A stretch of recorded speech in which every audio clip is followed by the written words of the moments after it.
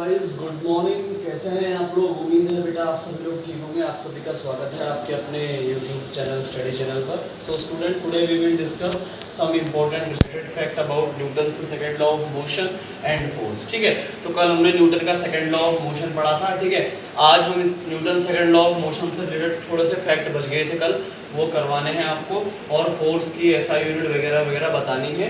ठीक है, और तो कल हमने सारा डेरिवेशन कर लिया था, सेकंड लॉ ऑफ मोशन क्या होता है, फोर्स से फोर्स का फॉर्मूला कैसे डिराइव होता है सेकंड लॉ ऑफ मोशन से, वो सारा कल मैंने आपको बता दिया था। ठीक है, जिसने नहीं देखा तो वीडियो देख लेना। ठीक है, बार बार नहीं बताऊंगा। तो चलिए स्टार्ट करते हैं, थोड़े जो फैक्ट बचे हुए हैं। ठीक है, चलिए देखिए, Newton's second law of motion give us relationship between force and acceleration. पहली बात, Newton second law of motion हमें क्या देता है? रिलेशनशिप बताता है।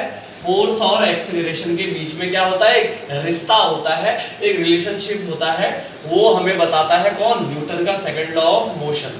या कहने का मतलब है न्यूटन का सेकंड लॉ ऑफ मोशन हमें रिलेशनशिप देता है, संबंध देता है जो फोर्स और रिलेशन के बीच होता है। ठीक है, तो ये बात याद रखिएगा, एग्जाम में ऐसा पूछ सकता है, Newton's second law of motion gives us, तो आप बोलेंगे it gives us relationship between force and acceleration. ये भी बोल सकता है कि which law of motion give us relationship between force and acceleration, तो आप बोलेंगे Newton second law of motion.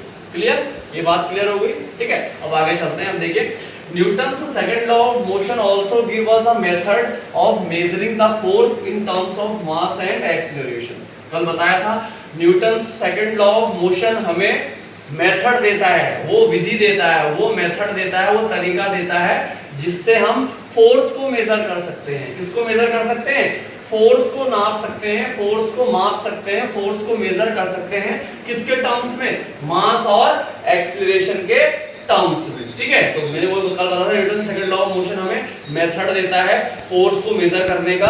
किसके टर्म्स में? मास और एक्सीलरेशन के टर्म्स में। और कल मैंने आपको बताया था फोर्स का फॉर्मूला होता है मास इनटू एक्सीलरेशन, और कैसे निकलता है मास इनटू एक्सीलरेशन कल मैंने आपको बता दिया। ठीक है, दूसरा पॉइंट ये याद रखिएगा, Newton's second law of motion also give us a method of measuring the force in terms of mass and acceleration. ठीक है, Newton second law of motion हमें मेथड देता है, एक तरीका देता है जिससे हम फोर्स को मेजर कर सकते हैं। किसके टर्म्स में? मास और एक्सीलरेशन के टर्म्स में, यानी कि F = m × a।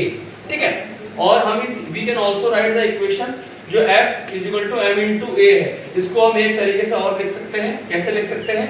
a को आप इधर ले जाइए, ठीक है, तो F इधर आ जाएगा, m में आ जाएगा, तो ये क्या बन जाएगा? a = F/m। तो इस इक्वेशन को आप ऐसे भी लिख सकते हो। ठीक है, अब ऐसा लिखने का मेरा मोटिव क्या है? देखिए, ऐसा लिखने का मोटिव मेरा क्या है, इसके पीछे कोई ना कोई तो वजह तो होगी जरूर, जो मैंने a = F/m लिखा है।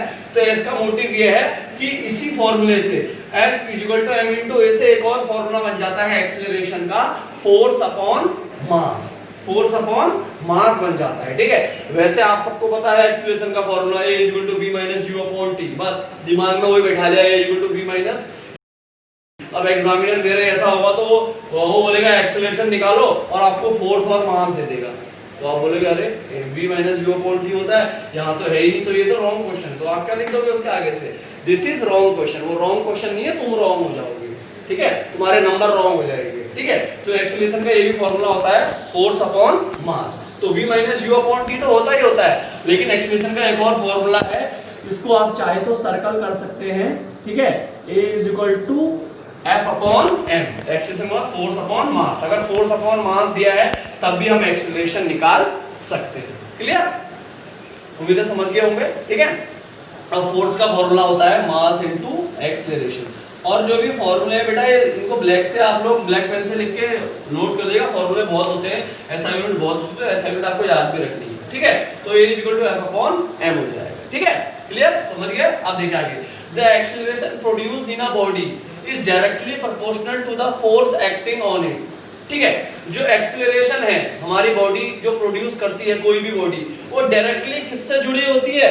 हमारी बॉडी में जो फोर्स लग रहा है उससे जुड़ी हुई होती है। ठीक है, क्या बोला? the acceleration produced in a body is directly proportional to the force acting on it। ठीक है, जो acceleration है जो हमारी बॉडी प्रोड्यूस होती है किसी भी बॉडी में, वो डायरेक्टली जुड़ा होता है जो फोर्स उस बॉडी पर लग रहा है उससे डायरेक्टली जुड़ा हुआ होता है। ठीक है, और and inversely proportional to the mass of the body. ठीक है, याद रखिए एक्सेलरेशन जो कोई भी बॉडी प्रोड्यूस करती है वो डायरेक्टली प्रोपोर्शनल होता है, डायरेक्टली जुड़ा होता है फोर्स से, जो उस बॉडी में फोर्स लग रहा है उससे जुड़ा होता है, और इनवर्सली प्रोपोर्शनल होता है एक्सेलरेशन। इनवर्सली मतलब उल्टा होता है acceleration mass of the body के। ठीक है, याद रखिए डायरेक्टली प्रोपोर्शनल एक्सेलरेशन होता है किसी भी बॉडी का उस बॉडी में जो फोर्स लग रहा है उससे, और इनवर्सली प्रोपोर्शनल होता है, उल्टा होता है उस बॉडी के मास के। ठीक है, उस बॉडी के मास के। नहीं समझे? देखो, अगर एक्सेलरेशन किसी भी बॉडी का डबल है, दुगना है, तो उस बॉडी का फोर्स भी क्या होगा? डबल होगा। If the acceleration of the body is double and then the force acting on a body also double। ठीक है, क्यों? Because acceleration is directly proportional to the force। क्योंकि acceleration क्या होता है? डायरेक्टली जुड़ा होता है फोर्स से। अगर acceleration 2 गुना है तो फोर्स भी 2 गुना होगा। ठीक है, लेकिन अगर acceleration क्या है? डबल है, तो मास क्या होगा? हाफ। मास क्या होगा? हाफ होगा, आधा। ठीक है, क्या बोला? Acceleration produce in a body is directly proportional to the force. बता दिया, एक्सेलरेशन डायरेक्टली प्रोपोर्शनल होता है फोर्स के। अगर एक्सेलरेशन डबल है तो फोर्स भी डबल होगा। अगर एक्सेलरेशन क्या है? हाफ है, तो फोर्स भी हाफ होगा। लेकिन एक्सेलरेशन इनवर्सली प्रोपोर्शनल मतलब उल्टा होता है किसके? मास के। अगर एक्सेलरेशन कितना है? डबल है, तो मास क्या होगा? हाफ। मास क्या होगा? हाफ होगा। Clear? If the acceleration is double the mass will be half. ठीक है, तो समझ गए? और अगर मास हाफ है, एक्सेलरेशन डबल था, मास हाफ था, और अब मैं बोलूं अगर मास हाफ है तो एक्सेलरेशन क्या हो जाएगा? डबल। क्या हो जाएगा? डबल। उल्टा होता है ना। क्या बोला? यहां देखो, मास हाफ तो एक्सेलरेशन डबल। ठीक है, एक्सेलरेशन डबल तो मास हाफ। क्यों? क्योंकि एक्सेलरेशन और मास इनवर्सली प्रोपोर्शनल होते हैं, एक दूसरे के उल्टे होते हैं, और एक्सेलरेशन डायरेक्टली प्रोपोर्शनल होता है किसके? फोर्स के। क्लियर? समझिए, तो ये बात याद रखना इंपॉर्टेंट है। ठीक है, अब देखिए हम आते हैं फोर्स के एसआई यूनिट पर। अब देखिए फोर्स का फॉर्मूला कल बताया था, मास इनटू एक्सेलरेशन। ठीक है, अब देखिए हम फोर्स के एसआई यूनिट पे आते हैं। The SI unit of force is Newton. जो एसआई यूनिट होती है फोर्स की वो न्यूटन होती है। ठीक है, न्यूटन जिसको हम डिनोट करते हैं एन से। किससे डिनोट करते हैं? एन से इसको डिनोट किया जाता है। ठीक है, समझ गए? न्यूटन एसआई यूनिट होती है फोर्स की। न्यूटन मतलब फोर्स को किस में लिखा जाता है? न्यूटन में लिखा जाता है, और उसको हम डिनोट करते हैं एन से। ठीक है, अब एग्जाम में क्वेश्चन आता है 1 न्यूटन क्या होता है? What is 1 Newton? या बोल देगा एग्जामिनर डिफाइन 1 न्यूटन। 1 न्यूटन क्या होता है? ठीक है, 1 न्यूटन क्या होता है? अब देखिए, a newton is that force which when acting on a body of mass 1 kg produces an acceleration of 1 meter per second square in it। ठीक है, न्यूटन वो फोर्स है जो लगता है एक बॉडी पर जिसका मास 1 kg हो, और वो बॉडी एक्सीलरेशन प्रोड्यूस करे 1 मीटर पर सेकंड स्क्वायर का। ठीक है, उस बॉडी पे, तो उस बॉडी क्या जो फोर्स होता है उसको 1 न्यूटन कहा जाता है। नहीं समझे? दोबारा समझिए। A newton is that force which when act on a body.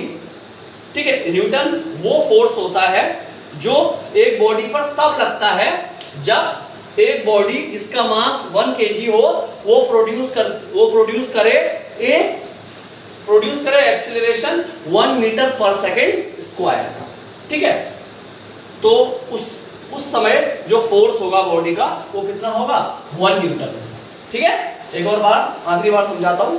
A newton is that force which when acting on a body of mass 1 kg produces acceleration of 1 meter per second square in it। ठीक है, 1 Newton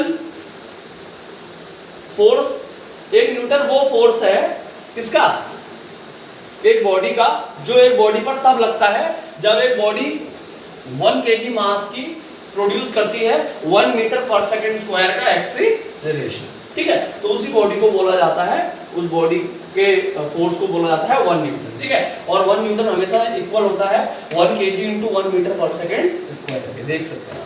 ठीक है, तो 1 newton is equal to 1 kg into 1 metre per second square, ये भी याद रखिएगा, important है। ठीक है, तो 1 newton is equal to 1 kg into 1 metre per second square. ठीक है, तो ये आज का सेशन था बच्चों, उम्मीद है सेशन आपको पसंद आया होगा। ठीक है, और आपने जो है वीडियोस देख रहे होंगे, नोट्स आप लोग बना रहे होंगे। ठीक है, तो ये न्यूटन का सेकंड लॉ ऑफ मोशन और फोर्स खत्म हो चुका है। ठीक है, और कल हम डिस्कस करेंगे फोर्स से रिलेटेड न्यूमेरिकल्स। ठीक है, फोर्स से रिलेटेड न्यूमेरिकल्स जितने भी होते हैं तो हम कल डिस्कस करेंगे। ठीक है, और बाकी फिर मंडे को डिस्कस करेंगे, हम बाकी मिलते हैं मंडे को। ठीक है, तब तक अपना ख्याल रखिए और वीडियोस देखते रहिए, नोट्स बनाते रहिए, पढ़ते रहिए। ठीक है, और घरों के अंदर ही रहिए, stay home stay safe. Okay, thank you, bye bye, have a nice day. क्या करा तूने? मैं थोड़ा दिया।